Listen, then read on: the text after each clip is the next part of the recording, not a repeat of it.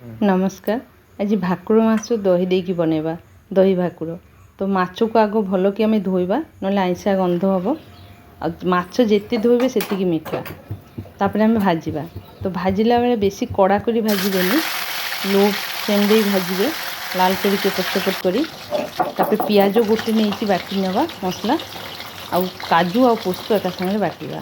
तो पोस्त जदि आप नथिबो तबे धला सोरिष दे पारिबे। धला सोरिष देले भी भल लागिबो। माने सोरिष देकी भी बनाती।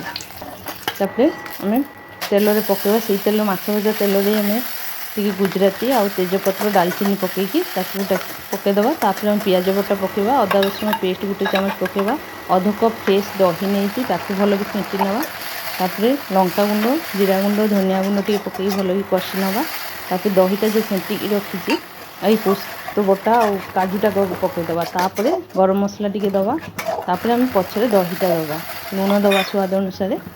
दहीटा पकई भल कि सांगे सांगे आम घाटिबा ना फाटीजिवो। तापर गरम पानी देबे, ठंडा पानी देबेनी। मो रेसिपी जदि आपण मानकु भल लागुछि प्लीज सब्सक्राइब करंतु, लाइक कमेंट करंतु। जो मैंने खाइबा पई भल पाती, रोषे करिया को भल पाती तांको संगे शेयर करंतु। हो जाइए एबे गैस बंद करदबा, जुकजुकिया रहिबो। तापर आम ओल्हे दबा, खाइबा पई रेडी। थोड़े ट्राई करंतु।